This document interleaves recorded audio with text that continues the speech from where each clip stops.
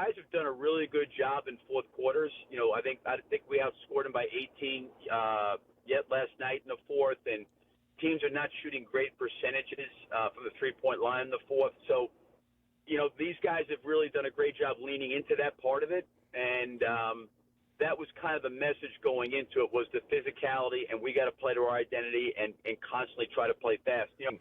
So last night, Billy, that environment was incredible, but I don't think anybody saw Patrick Williams and then a steal from LeBron, Coby White, Austin Reeves, Josh Giddey from 47. Take us through that in your mind. Yeah, I mean, it was certainly a wild 12 seconds. I don't know how many points were scored by both teams, but it was quite a few. We scored 9 points in 12 seconds. So, we kind of ran a side of the bounds play, and, what ended up happening was I thought we got really, really good ball movement out of it, and Vooch was able to swing it. We were able to find Patrick in the corner, made the three, kind of kept us alive a little bit. And then, really the next thing that ended up happening was Josh Giddey just made a great read on the ball and, was kind of able to come up with the steal. We kind of discussed after they called timeout, what we thought they may run. There was a variation of that they did run that I think we probably could have guarded a little bit better. But, I give Patrick a lot of credit from the standpoint that he was guarding Reeves at the end, and the ball got inbounded to him, and there was a guy in front of him, and he threw it right back to Josh on the run. Now, the chance of that shot going in on a regular basis, is probably very low, but the wherewithal for those guys to get it out quickly and get it centered, and it got Josh on the run and certainly gave us a chance, and Josh was able to make that shot. Coach, you defeated the Lakers twice in 5 days. So can you tell us what the game plan was? You beat them once, so what did you have to talk to the team about to get them ready for yesterday's game? What carried over for you? We were in a similar situation early in the year, which I was a little bit disappointed the way we kind of came back and responded to. We went to Boston early in the year, and we beat them, and then we came back home maybe it was a day in between or a couple days in between. We played them again, and they just came in and put their foot down and just overwhelmed us. I thought the first thing we needed to talk about with going into what happened in L.A., was the fact that they were going to probably ramp up their defensive intensity and pressure and try to be a lot more physical with us, which they were, and they were disruptive.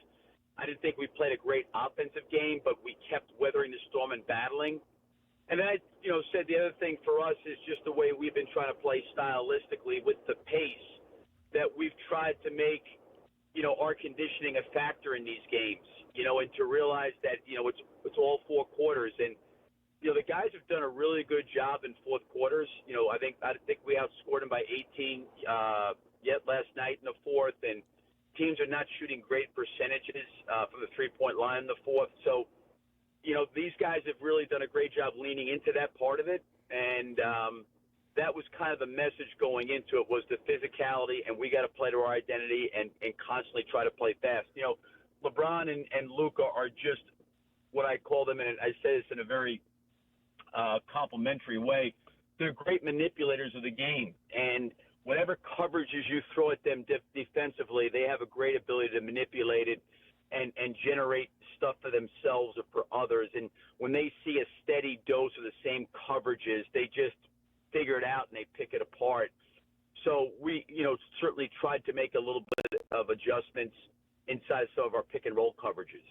So as I watch your team, and I watch every game every year, and I see, and Hoodie and I talked about this, Billy, this is not a shot at Zach. This is not a shot at DeMar, but they were more ball stoppers. Okay, you move on from DeMar. It's obvious you're going to move on from Zach. How do you then get to July, August? We are going to change how we play. We are going to change how we condition. I'm reading an article today in the New York paper where it said guys were playing pickup games with a 14-second shot clock because it got them in better condition, and then they got to training camp and you pushed them harder than you ever had. Do you just have a meeting and sit down and go, all right, we're changing? How does that all come about? Yeah, so, one of the things is I think that, as a coach, these guys are NBA players, and they're all gifted and talented in their own way. And certainly, DeMar and Zach and Vooch being veteran players and coming in, they're really, really, really gifted offensive players, and they're different in how they go about doing it. I thought Lonzo, quite honestly, did an amazing job before he got hurt, helping all those guys play to their strengths. He was able to kick it ahead to Zach and kind of get him in transition. When we needed a bucket in a half court, we were able to kind of get DeMar into his mid-range. And then we had Vooch, in a lot of pick-and-roll situations, and he was dynamic. And, when Lonzo went down and Caruso went down, Ayo did a great job as a rookie because we were in a bind, and he really helped us a lot. You go into this summer, and all of a sudden you've got all these guards. You got Ayo, you got Coby, you got Josh Giddey, you got Lonzo. And you're not going to have one guy with the ball in their hands. And I had a similar situation in Oklahoma City with Shai Gilgeous-Alexander, Chris Paul, and Dennis Schroeder. And we kind of used that three-guard lineup in closing lineups. So really what I did is I went to guys in the summer and talked about how I felt like we needed to play and what we needed to do and what they needed to be ready for. And the one thing going to see Zach, which I've always appreciated, is he would always ask me, like, at the end of July and August, how do you think we need to play? What do I need to work on this last month before I come back, just to get a perspective? And Zach's always been a great transition player. So then we ended up having, in August, the guys formed just a kind of a team group workout. And all the guys came in down in Miami. And I went down for a couple days. It's kind of their time. I really don't, not around it much other than let them do what they want to do. But I went down there for a couple days, and I visited with all four of them. And we all sat down and we talked. And Josh wasn't there because he was in Australia, but I had talked to Josh on the phone. And I said, listen, you guys are all great with the ball in your hands. You're all elite players with the ball in your hands. But when one of you guys has the ball in your hands, you're taking away from the next guy. So we've got to play in a way that everybody can be a primary ball handler. So on made baskets and missed shots, we need to basically have multiple handlers. And that's going to require a sacrifice from all you guys to a certain extent. And they were all great with it. They all really agreed with that and believed that and felt like that was the best way we needed to go. And then once we came back, most of the guys came back pretty soon after Labor Day.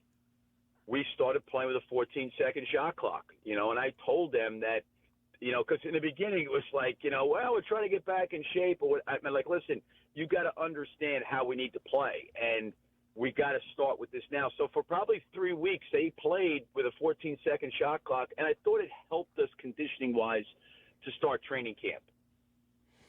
Bulls head coach Billy Donovan with us on the Kap and Hood Morning Show on ESPN 1000 and on YouTube. Just want to ask you your thoughts about Coby White. And from Coby White, from when you first saw him to now, tell us about the development and what you've seen, because Kap and I have talked about it. I mean, he's got to be a top 25, top 30 player, Kap, in the league. Yeah. We just saw a ranking, Billy. They had Coby in the top 30 players in the league. I'm like, whoa. I know he's good, but that I found that shocking. So what about from when you first saw him, Billy, to now? What do you think of Coby? I mean, the jump that he's made has been absolutely remarkable. When I first came here, and I remember I was at Oklahoma City, and we played against Chicago here, and I think it was that time, maybe Kobe's rookie year, he was on that tear where he'd scored maybe 6 straight games of 30 points, and I felt like when I first got here, as all young players do, they try to find an identity inside the league, and generally that identity is what they do well, and that's Coby is scoring. And I think the first year as he started to I know we maybe started 1 or 2 games before COVID hit his rookie year, and then I kind of came in, and then he kind of started full-time at the point. And the one thing I could tell right away was, yes, he was a great scorer, but I really try to talk to him about how he's got to impact winning away from scoring. What are the things he can do and control to impact winning? And to his credit, winning was really, really important to him. And he started to, I think, really work on his defense, because I think he was a guy that was targeted quite a bit early in his career. He made a stance there. He became more physical. I think he became a really good driving kick player. He became a much, much better pick-and-roll player. He was able to read defenses. He's always been unselfish. And then I think here over the last year and a half, he has done a remarkable job with his voice and his leadership. And I do think, one of the things that's happened for our team that is incredibly powerful is when you have a guy like Coby who instills belief, you really, that's important. And he's got a great belief. And I think when you look at a player like Coby, and there's guys like this in the league, I think Alex Caruso was like this too. When it's hard for guys coming through the game, Coby wasn't even supposed to be a Division I player. No one thought he would ever be able to play at North Carolina. North Carolina offers him a scholarship. And then all of a sudden they say, well, you're not ever going to be an NBA player. You're going to be a 4-year player at Carolina. Then he's one and done. And it's like, hey, you're not an NBA point guard. All throughout his life, even though he's gotten to the NBA and he's evolved into this great player, he's kind of had to been pressed up against a lot of naysayers and people saying what he can't do. And for whatever reason, he's gotten himself to a place mentally that he knows how to deal with self-improvement and what he has to do. And that's the one thing I love and admire about him. He never finger points. He always looks internally, and he always tries to figure out how he could get better. So it's been an unbelievable ride for me personally as a coach to see where he was and to see where he is today. And he deserves all the credit because he's the one that's put the investment into all of this. Billy, in terms of what's realistic for this team, I mean, as I said, last night, that environment was outstanding, and 9 of 11, and you're going to play some type of postseason basketball, but you're also a team that's still in transition, trying to add more talent, and people are like, can we get Cooper Flagg? Can we get Ace Bailey? What is realistic in your mind to try and accomplish the rest of this year? Yeah, I think the one thing that's important for us is to realize that I understand the big picture in the long term of, June is going to come and the draft's going to come. I understand that. But there's something valuable in a young player, playing in meaningful games. And I think players can sense organizationally when it's like, you know what, this really doesn't matter. Just play the young guys. We'll see what happens. At some point, when you're investing in players, you want them to be players that are going to impact winning. So I think this stretch of these last 9 games, and hopefully you get into, the postseason and see what happens there. For guys like Modest and Julian and Dalen and even Patrick Williams, Coby to a certain extent, for these guys to be in these moments where there's meaning to it, that is really something that you cannot give them in terms of their development. They've got to earn that. And I think coming into the locker room every single day with this mentality that we're trying to put our best foot forward to be the best team we can be, to try to go out there and win, there is an internal pressure that players place on each other and on themselves, not in a negative way, but to lift each other up. And, if you take a guy like Modest who's a rookie and he comes in as a rookie and he just sees everything's about him, give him the ball, let him run around, shoot and pass and do whatever, let him make his mistakes, and there's no consequences and winning's not important, I don't know how a player can grow from that. I think part of the reason why Modest has made such a big jump is because we have taken these games very seriously, and the locker room's taken them seriously. And I think Modest has seen a little bit more clearer. Not only is he a talented, gifted player, but the things he has to do to help the group and help our team. Bulls head coach Billy Donovan with us on the Kap and Hood Morning Show on ESPN 1000 and also on YouTube. Coach, Kap and I have been talking so much about March Madness. We saw March Madness last night with that ending with the Bulls win against the Lakers. But we've been talking about March Madness and just talking about this freedom of movement for players with the portal, NIL, and also the freedom of movement for coaches moving left and right all over the country. How likely could the genie get back in the bottle in terms of college basketball the way we know it? Yeah, I mean, I don't know. I've always felt like the players should be paid at some point. Obviously, it's gone, skyrocket. I don't know if they'll put some kind of salary cap in there, but I was always for helping those guys because I was in college during a time when, there was a lot of situations where guys came from environments and situations where they didn't have any money, and you could see them struggling, and it was hard. And sometimes the NCAA says, well, you're giving them on scholarship 3 meals a day. But you know what? They could never go out to a movie. They could never go with their friends away from the cafeteria. But anyway, I think them being paid's good. My biggest issue with all this stuff, and it goes for coaches too, I'm not putting it on the student athletes. My issue is there's no responsibility contractually to anybody.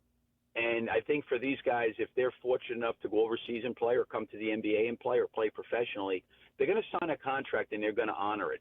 And right now, these guys are all basically able to pick up and just like, hey, I could get a little bit more money over here. I'm picking up and leaving my team. I'm going to go over here and play. And I don't like this. I'm going to go do this. And there's no repercussion towards, they have to sit out a year or anything else. And the same thing is for coaches. So I'm not saying it's all about the players, but they're going to have to do something where the freedom of movement, as you mentioned, in college has got to stop. Because, first of all, it's not healthy for the players. Because when the players get into a situation, whether it be AAU, high school, or college, they're in an environment right now where it's not going their way. They can pick up and leave. Well, if they get into a professional situation, even if it's not basketball and they sign a contract in life, or they sign a contract with an NBA team, an overseas team, they can't pick up and leave when they sign 4 years because they're unhappy. Like, they're going to have to understand they've got to fulfill that. And I understand that you see players, it just doesn't work, and both parties decide to separate and move forward. But they're going to have to do something for the benefit of the game, because it's a lot of college guys I talk about how hard it is and difficult it is just to build a program. And unfortunately, a lot of the alumni and fans of colleges, every time they look up every year, it's like, geez, who are these guys? I don't even, generally you can kind of follow a player through his freshman year and sophomore, junior, maybe his senior year. That's just not happening anymore. You're getting these teams for 1 year, maybe a couple guys carry over, and then you're just dealing with a new team every year. Yeah, I was talking to Tom Izzo, and I don't know if you heard his cut the other day where Izzo said, I just want to coach my team. I'm going to be loyal to the guys that have been loyal to me with their families. I don't care about who's here or not here next year. And then I was on the phone with him one day. He's like, look at your guy Billy over there. He just coaches basketball. I said, yep. That's just the way it is. So when a game ends last night, amazing.